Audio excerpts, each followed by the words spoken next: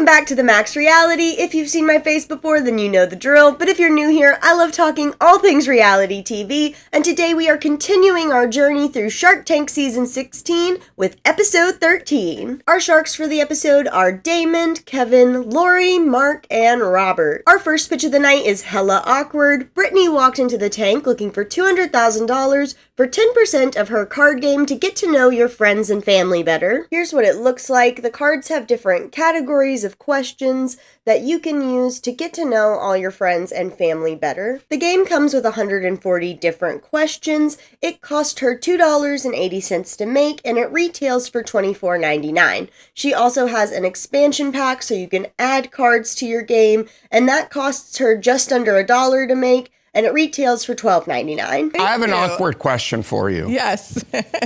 Do you have any sales? They started the business in mid-2021, and we get a fun little sales ramp, which I always love. In 2021, they did $90,000. 2022, they did $110,000. 2023, $250,000. And in 2024, they were projecting to end the year at $600,000. And yes, we have a profitable company. In 2023, they did around $100,000 in profit off that $250,000, and they were projecting in 2024 to earn anywhere from $250,000 to $300,000 on their projected $600,000. Brittany is not alone in this venture. She actually shares the business with her brother and their product designer, Jane. They all own 33 1/3%. Her brother actually put in $7,000 into the business. Jane put in $3,000, and Brittany has been putting in the sweat equity. After she finishes explaining her product, she wants the sharks to play a round of it, and she has a card set out for Kevin to ask the other sharks, and this whole moment was so funny. I'm going to put a little bit of it in here because I can't put the whole thing because it was so long, but truly, I was dying laughing this whole time. Ask each person in the group, what about me annoys you the most? What a setup. That you don't listen to me when I'm talking to you. That's not going to change. Thank you. When you fall asleep when we're at dinner right there in front of me? Absolutely nothing, Kevin. You're perfect. He's my best friend. And I'm going to go over there and kiss He's him. leaving the show. The first thing the sharks want to know about is why she's expecting such a big jump from last year doing $250,000 to this year expecting $600,000. And she lets us know that they are sold in both Target and Walmart, and in both stores, they're actually going to be expanding in the next year. They've already had such good sell-through that the companies want to add more stores to sell their product in. With the numbers being as good as they are, the sharks are eager to start making offers, and the first one we have is Kevin. He thinks what she's been able to do so far is great, but he wants to come in and completely take over her distribution to help expand and grow the business. So he offers her the $200,000 for 25%. Then we have Robert, who tells us a story about how a few years ago, he had a friend who was trying to raise $12,000 from their friends so he could go to Spain, drink wine, and write this board game he'd been thinking of. And half the friends thought he was completely crazy, but the other friends gave him the money. And lo and behold, that game turned out to be Trivial Pursuit. So Robert said if he ever had an opportunity like that again, he wouldn't miss it. So he decides to offer her exactly what she came in asking for, $200,000 for 10%. So we have to just take a pause right now to talk about this story from Robert. Because, okay, number one, he says a few years ago, Trivial Pursuit was made in 1979 when Robert was 17. I will say the game was made by two fellow Canadians, but I don't know if maybe like Robert's just kind of embellishing, maybe telling a story from a friend, but putting it in his perspective, or maybe they were like family friends to the Hershoviks. I have no idea, but the math doesn't quite math for the story, but that's okay. We love Robert. It's fine. I just had to point it out because I was just sitting there thinking about being like, Trivial Pursuit's more than just a few years old, so, but also, I will say, I'm kind of guilty of that. I'm very bad about being like, this just recently happened, and then somebody in my life will correct me and be like, that was years ago, and I'll be like, oh, weird. So, Who knows? I just had to take a time out to talk about it because I thought it was funny. With that, it's time to get back to Robert's amazing offer that he's given. You got what you asked for. Oh my God. Well, don't count me out. Don't count me out. So Lori stops the presses and drums all this up to then end up offering her $200,000 for 12%. Just is Lori, what? As you can imagine, Brittany makes the obvious choice and decides to take the deal with Robert for $200,000 for 10%. And now I have to tell you about the ending after Brittany left and all the sharks were just talking.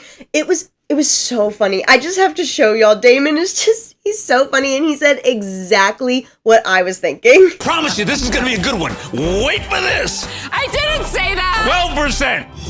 It's just extra funny too, because it's not like that's the first time Lori's done it. She always does that, whether it's to drum up attention just to go out or to give some advice she feels like is very pressing. It is so funny. She loves to stop the room for something that ends up not being as dramatic or worthwhile as I feel like she thinks it is. And I love that about her. Honestly, it's iconic. Lori never changed. My queen. Hilarious. Love it. So the first thing I have to say is I thought this was a great opener for the episode. The pitch was just really fun and light. The sharks were kind of jabbing at each other some because of how the game was at the beginning. And it just started a good, fun way to begin the episode. If you've seen any of my other videos, then you can probably guess that I also liked this pitch because the company was profitable. Always love to see a profitable business. It's always hard watching people go up in the tank and be like, we put a second mortgage on our home and we're $100,000 in debt. It's nice when a business is doing well. On the other hand of that, I will say it's not like this is something necessarily unique. There are multiple types of these games that have been out for a while, but to that same point, with there being quite a bit of competition in this space, good for them that they've been able to do as well as they have been doing, and I wish them nothing but the best. The game seems really fun. I could see playing it with some of my friends, especially back in college. We were super into this sort of thing. So yeah, love it. Great way to start the episode, just 10/10. Our second pitch of the night is Dome Dock. Chelsea and John walked into the tank looking for $100,000 for 5% of their hat storage solution. Here it is. The little plastic piece at the bottom is the actual dome dock. You mount it to your wall and then you can stack your hats vertically to have them easy and accessible and nicely stored at all times. They've been in business since 2019, and I'm going to give you a second to try to imagine what you think their lifetime sales could possibly be. It's $7.5 million. $7.5 million. Look at this stupid thing. It's not stupid. It's so simple It's and not smart. stupid anymore. Once again, we get a nice little sales ramp because I am winning this episode. In 2019, they did $136,000. In 2020, they did just under $1 million. 2021, $1.4 million. 2022, $2.1 million. 2023, $2.08 million. Year to date in 2024, they were at $885,000 and expecting to end the year at only 1.4 or 1.5 million. I say only in the millions, but anyway. And again, like I just said, I am winning this episode because once again, we have a profitable company. This year, they expect to do a net profit of 15% after they pay themselves. So, round of applause for them. I'm sure you can probably imagine what one of the first questions from the Sharks is going to be, because it's actually kind of a mirror from our first pitch. In the first pitch, we got the, why are the sales suddenly boosting? But in this instance, since they're going from 2.08 million to only 1.4, 1.5 million, the Sharks are wanting to know why the sudden downturn. I think I know the answer and I don't want to hear it. And in fact, Lori did know the answer, which is they are having a huge problem with knockoffs. Luckily, they do have a utility patent and they've already taken down over 100 different knockoffs. One of the Sharks up there is very familiar with dealing with knockoffs, and that is Kevin. He references his Aluma Bowl deal and his drain wig deal from back in the day,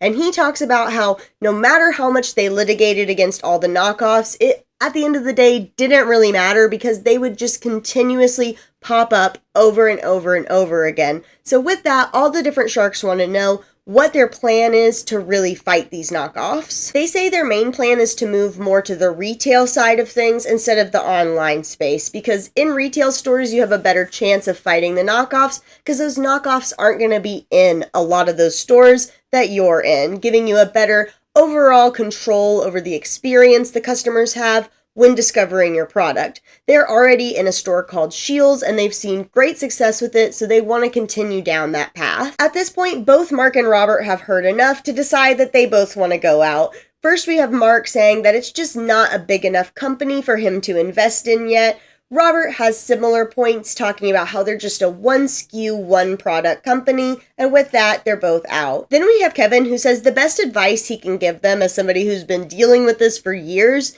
is to knock yourself off. He says what they need to do is make a second company where they can take their product and price it cheaper, matching those different knockoff prices, so that way they can capture that market that they would otherwise miss due to the knockoffs. And while Kevin does have advice to give them, he does not have an offer and he is out. As usual, Lori also has some advice she'd like to give. She thinks what they need to do is just hire one of those companies that specializes in taking down knockoffs and work on it that way. And while, like Kevin, she has advice, she also doesn't have an offer and she's out. That leaves us with Damon, who struggles for a minute about if he wants to make an offer or not, but ultimately he decides he does want to make an offer and offers them $100,000 for 25%. Did you say 25?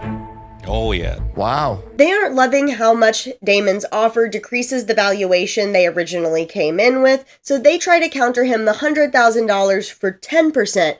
Damon comes back at them saying he'll do the $100,000 for 20%. Then out of nowhere, Kevin decides to put his hat back in the ring and offers the pair $100,000 for 15%. And of course, Kevin has to give us one of his great lines while he does it. And I can't stand this savage greed when I see it.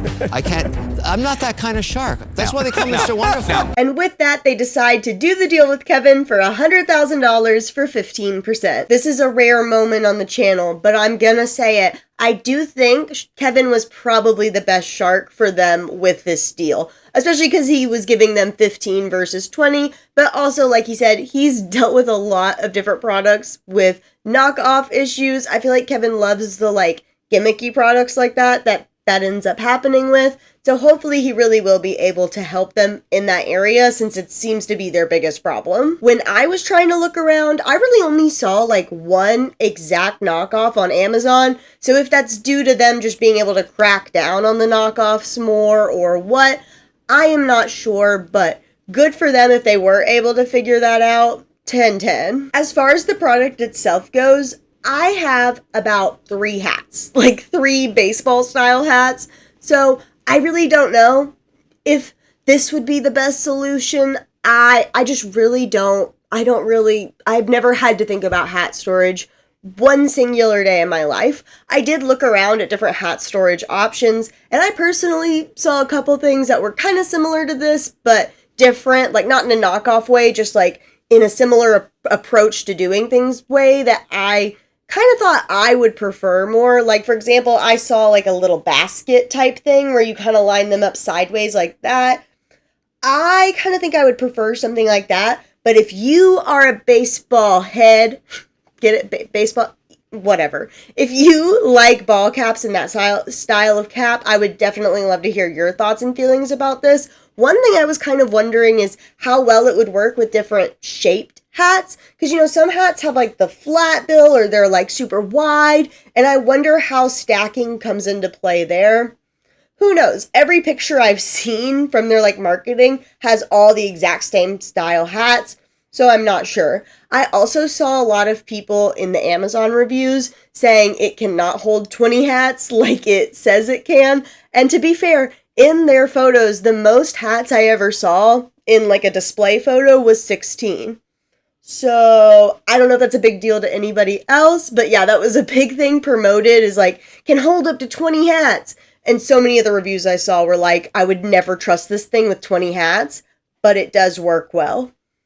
So like I said, if you are a hat person, definitely I want to hear your thoughts on this one. Our third pitch of the night is Riverbend Resources. Eric walked into the tank looking for $300,000 for 10% of his chicken feeder. Here it is, and what they're really selling is the little spout. In the kit, you'll get a drill bit that will saw the hole into whatever plastic container you're wanting to use. You then screw in the little spout, put in any chicken feed, and voila, a simpler, cleaner way to feed your chickens. He also has a different product that's a water feeder that's a similar situation with like a little plastic lid that you put on a bucket, flip it around. You can also put a hose into it to have water continuously flowing. Very cool. For pricing though, we only talk about the starter kit for the feeders. That comes with 3 of the little ports that you saw and also the little drill bit saw circle situation. It costs him $5 to put together a kit, and they retail for $30. I do have to say we're losing some points this episode because this is another one of those businesses that pretends their product is on sale when actually it's just always on sale for the price they want you to pay. On the website, it's like $34.95 or something like that, and then it's crossed out and says $29.95.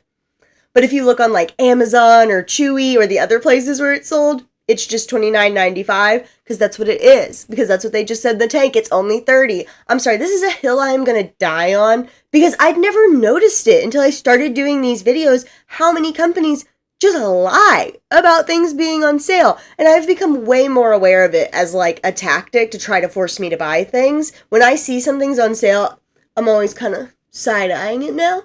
Like, is this a marketing tactic? Are you lying to me? Anyway, so I just clicked into the Chewy listing of this product because I was double checking something.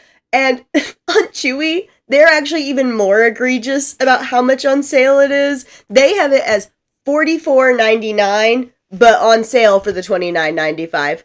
Chewy, I love you. You gave me this green portrait of my dog, but don't do that. Anyway, I'm sorry, we can move on, I promise. We don't get an exact timeline of when the company started, but their lifetime sales are $3 million, and year to date in 2024, they had done $1 million, and we're projecting to do $2 million, so I think the business is only a couple of years old, and once again, we continue to win this episode because we have another profitable company. Their net profit is anywhere between 25 to 40%. Why is the gap so big? I don't know. I'm just happy they're profitable. The absolute very first thing we have to talk about regarding the pitch itself is that he says in his opening that about 10% of Americans have pet chickens, and all the sharks are in utter disbelief. Even my partner was kind of like, I don't know about that. But I immediately believed this man because I don't personally know somebody with chickens in their backyard, but I know enough people who know people with chickens in their backyard to believe it. And I started looking around and I actually found an article from either, I think it was last year maybe or the year before from NIH, which stated the number is actually closer to 13% of American households. I'm just saying. I just had to say that. I can't believe the sharks were in such disbelief, but yeah, it's a thing.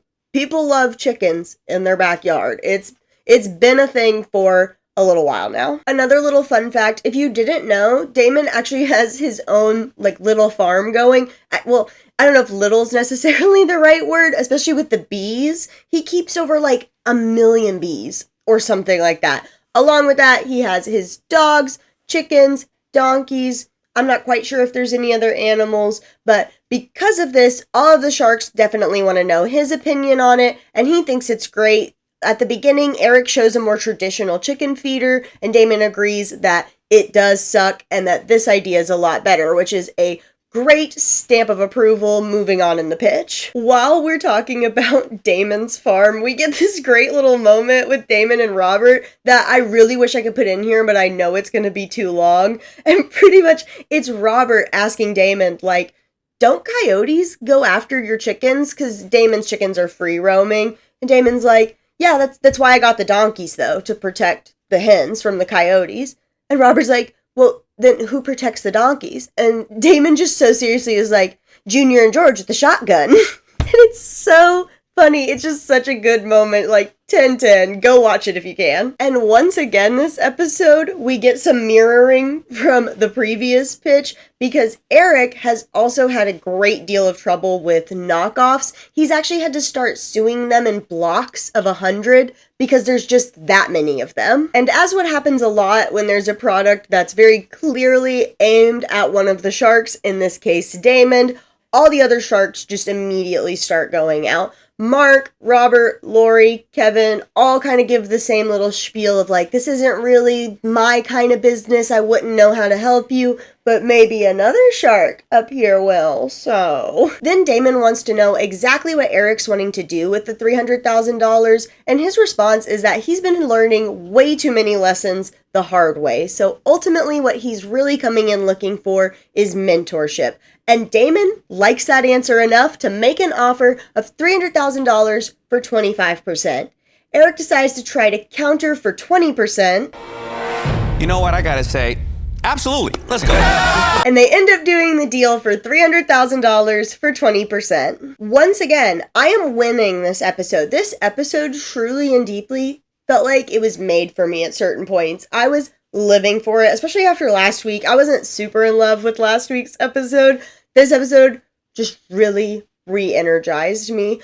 As you can probably imagine, what I'm going to say is I like this business because it is a just simple, good solution to an actual problem that chicken people, backyard chicken pet holders, I don't know what to call you, I'm so sorry, people with chickens in their backyard seem to have. I love a good, simple solution product, and I love a business that's profitable. So this is just hitting all the points for me. Along with that, I will say though, like I already mentioned, I do not have chickens. I don't have anybody in my close personal circle who has chickens. So I don't really necessarily know that this is a problem. I'm just taking this man and Damon's word for it that it can be an issue. So as always, if you have chickens, if you know somebody with chickens, I would love to hear y'all's actual opinions on it. But from what I can tell, I think it's a really good idea. I'm really happy he got Damon as a partner, and it was another win for me personally. Our fourth and final pitch of the night is Dig World. Jacob walked into the tank looking for $200,000 for 10% of his construction-based theme park. Here it is, and it literally is exactly that, a construction-based theme park. They have different construction equipment that's been modified, making it easy for people with no experience to use, drive, have fun with. They have different games or driving experiences, making a fun, family-friendly construction day for all. To buy a ticket for Dig World for the day, it's going to cost you $24.99. Of course, with a business like this, we don't really get a cost to make, but we'll get some more fun numbers as we go along. They had an idea for the business in 2019, but of course, due to the nature of this business, they needed to raise quite a bit of money, so they didn't actually open until March of 2022. As far as sales go, for their first full calendar year, which was 2023, they did $1.2 million, and in 2024, they were on track for $1.5 million, and they are profitable, sorta. They are. I don't really need to qualify it, I guess. Technically, last year they broke even, but they said they're on track to net $350,000. That's why I kind of gave pause to if they're profitable or not, because it's just on track. It's not like earned profit necessarily already. I'm sure some of it is. Y'all get where my hesitation is coming from, I hope.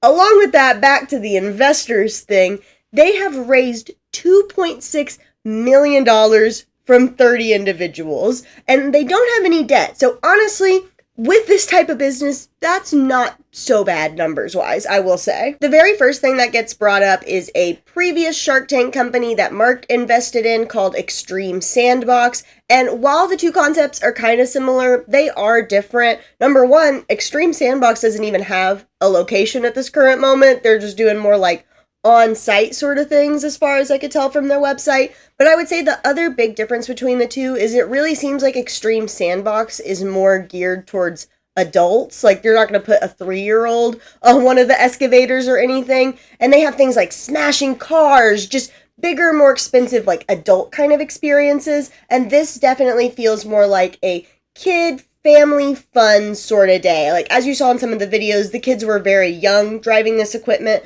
because they have it modified to make it a family friendly experience. So while they are similar, they are also different. At the moment, Dig World only has one location in Katy, Texas, and their plans to expand are 1, do a franchise model, and on top of that, they do want to have company-owned other locations as well. Of course, one of the very first questions all the sharks want to know is how much does it cost to get one of these things up and running? So he talks about the franchise model, and he says franchisees will pay at minimum around $2.5 million, but can pay as much as $5.5 million to get this up and going, get the equipment, all of that. That does not include the land, though, I'm pretty sure. That's like equipment, that sort of thing. Along with that, there's a $100,000 franchise fee, and then on top of that, they take a 5% royalty and a 2% fee for marketing. I'm going to be real for a moment here. I was getting a little confused with what all was going to be spent with the $2.5 million, so maybe it did include the land. I got a little confused during this part. I don't have it exactly in my notes because I listened to it like 3 times trying to get it clear. So sorry about that. I'm not 100% sure. My bad. I'm just going to be real with y'all. Damon jumps in to say he loves the idea, but he struggles with the other aspects of owning a theme park, like having to deal with the weather and finding a good location. And because of all that, it's just not the business for him, and he's out. Robert also loves the idea, but his worry is actually finding franchisees who have $2.5 million and want to open up one of these locations. And Jacob lets us know that he actually already has 28 vetted and interviewed people who have the money and are interested in opening one of these up. He also wants to point out that while they are thinking about and interested in the franchise route, they also do want to continue on opening company-owned extra locations of Dig World. And it's at this moment in the pitch that we all discover that Eric is actually not offering any equity in what we're going to call Dig World 1, the current location in Katy, Texas.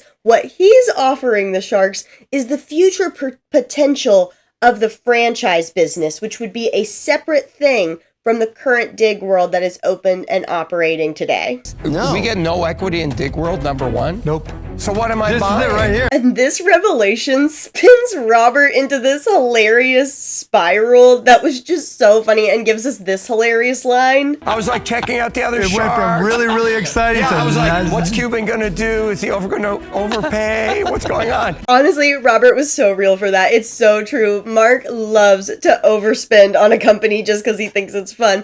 Honestly, all the sharks have been so funny and on one this episode. Their dynamic has been great. I have loved it. Like I've already said a couple times, it was a good watch. Back to the pitch. At this point, we get a double whammy of sharks going out. First, Lori, who says ultimately it's just not the right business for her. Then we have Kevin, who says right now there's just way too many unknowns with it, and they are both out. And while Robert was very upset finding out Dig World 1 was not going to be part of this deal, he straight up tells Eric if he changes it and adds Dig World 1 to the deal, he'll give him exactly what he came in asking for, $200,000 for 10%. Again, we get a mirror of this was the same thing that happened in the first pitch, down to the dollar amount, $200,000 for 10%. It was weird how a lot of these pitches connected this episode. Before Jacob can give his answer to Robert, Mark wants to come in to say at this point he just can't invest because he feels like they've come in way too early. They haven't proven that the franchise model will work at all.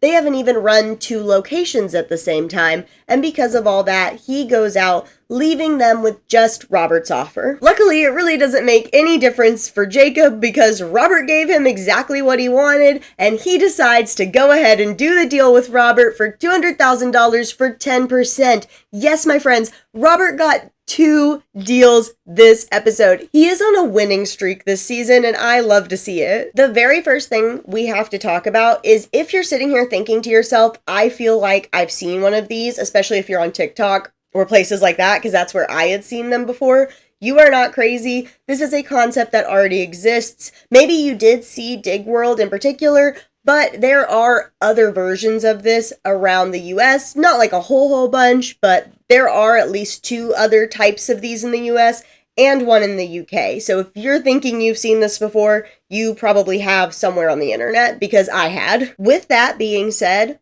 I will go to Dig World. I am going. In 2025, hear me world, I am going to Dig World. It is not all that far from me. I mean, it's a weekend trip. It's a weekend trip, in my opinion, and I am working so hard to convince my partner to go. We already have a lot of things going on this year, but I really want to go. So I am trying my best to go to Dig World in 2025, and you know if I do, I will bring y'all along with me. It'll be a great time. It just seems like a fun, afternoon, a fun little day. I don't know. I want to go, so if I go, y'all will be the first to know about it, don't you worry. I will be 100% honest though, while I was looking around at all the different versions of Dig World that seem to be out there, some of their competitors did look a little more fun. Dig World is kind of lacking, they could use a couple more types of machines maybe, some different games, but for the price, what's there does seem like a good time, and it's in kind of close enough proximity. Honestly, one of the other ones is too, so maybe we'll get a comparison video one day. I don't know. We can't be too crazy, y'all. I don't have the money to be traveling all the time. This isn't my job. Anyway, though, just to be fully transparent, some of the others did look like they had a little more. Maybe that's because they've been open a little longer. Maybe it's because they have more funding. Maybe they're not doing as well as Dig World. Because honestly, like I was saying, Dig World's numbers were really impressive. I definitely thought we were going to end the episode with somebody being like, we're $1 bajillion in debt. But for them not to have any debt and to hopefully be profitable in their second year, good for them. That's great for them. And I am going to go. I'm going to go to Dig World. Anyway, I will say though, if I was an investor, I kind of agree with Mark. I feel like he came in just a little too early. Like Mark said, if they had just already had a second location, even if it wasn't franchised, just company owned, just showing that they can operate more than one of these at a time successfully, that would have given me more faith in everything. And while the numbers are great, again, it's gonna be different when they go into franchising. Franchising is just a completely different beast. We've talked about it before, especially when Barbara's on. She can get more into that sort of stuff. But it's a totally different business model that they haven't even attempted to really completely venture into yet. So at this moment, if I was a billionaire like Mark, I too would be like, it's a little too early for me.